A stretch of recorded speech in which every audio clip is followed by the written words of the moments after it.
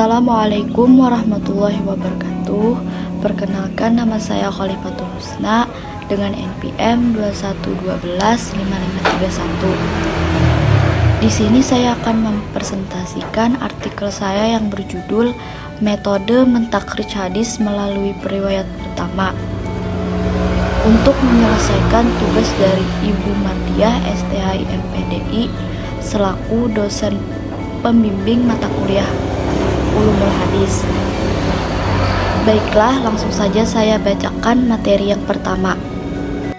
Sebelum seseorang melakukan takhrij suatu hadis, terlebih dahulu ia harus metode atau langkah-langkah dalam takhrij sehingga akan mendapatkan kemudahan dan tidak ada hambatan. Pertama yang perlu dimaklumi adalah bahwa teknik pembukuan buku-buku hadis yang telah dilakukan para ulama dahulu memang beragam dan banyak sekali macam-macamnya. Di antaranya ada secara tematik, pengelompokan hadis ini didasarkan pada tema-tema tertentu seperti Kitab Al-Jami, As-Sahih li Al-Bukhari dan Sunan Abu Daud. Di antaranya lagi ada yang didasarkan pada huruf permulaan matan hadis diurutkan sesuai dengan alfabet Arab seperti Kitab Al-Jami, As-Saghir karya As-Sayuti dan lain-lain.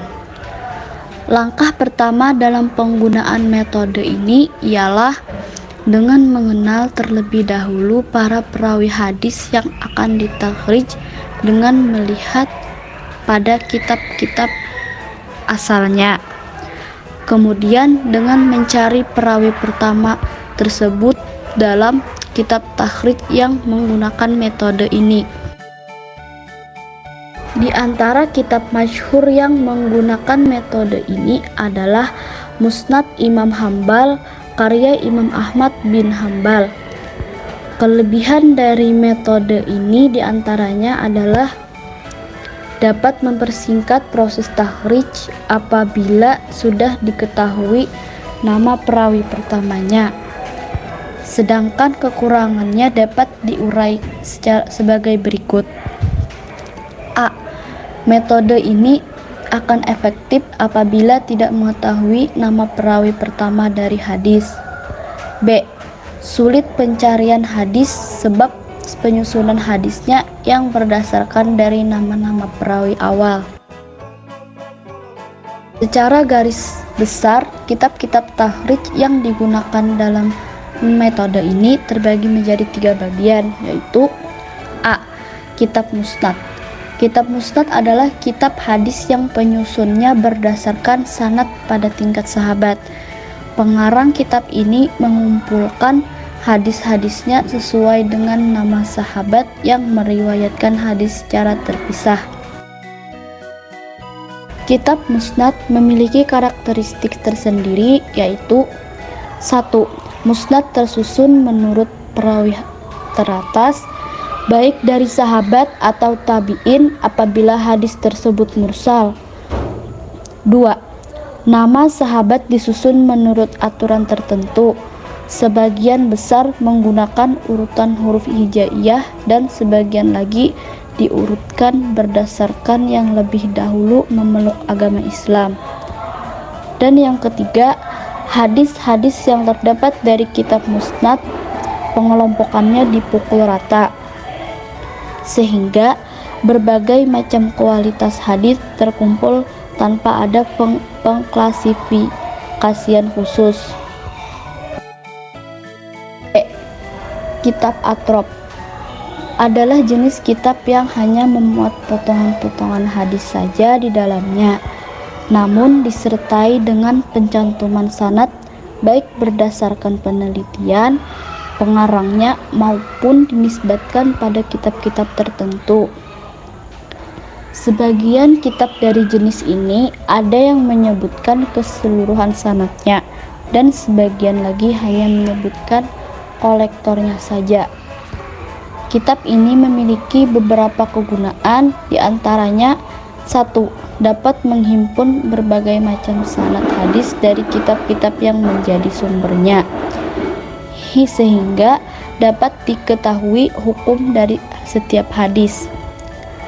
Yang kedua, himpunan hadis yang ada di dalamnya dapat dijadikan sebagai studi komparatif antara sanad satu dengan yang lainnya.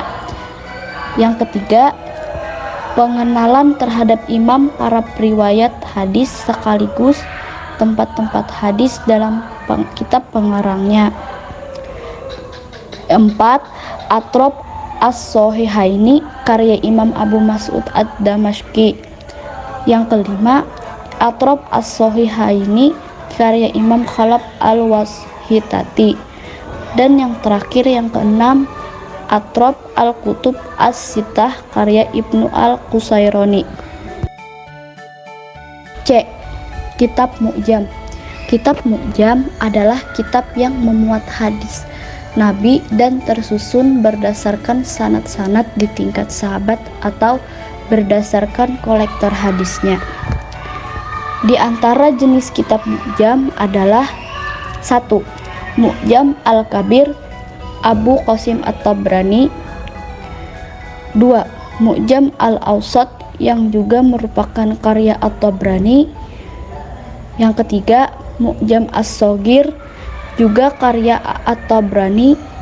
Dan yang keempat, Mu'jam As-Sohabah karya Ahmad bin Ali Al-Hamdani. Kesimpulannya, takhrij al-hadis adalah usaha menelusuri hadis guna menemukannya pada sumber asli yang di situ akan didapatkan sanad dan matan lengkap suatu hadis. Tujuan dan manfaat takhrij hadis adalah untuk mengetahui matan lengkap suatu hadis beserta sanadnya, baik pada satu kitab induk maupun pada seluruh kitab induk yang memuat hadis tersebut. Hal ini adalah penting untuk mengetahui kualitas suatu hadis yang melakukan penelitian selanjutnya. Dalam melakukan kegiatan takhrij, ada beberapa metode yang bisa dipakai, yaitu melalui lafal yang ada pada matan hadis, melalui matan awal suatu hadis, melalui perawi pertama, melalui tema-tema yang ada dalam kitab sumber, dan dengan memperhatikan keadaan matan dan sanad hadis.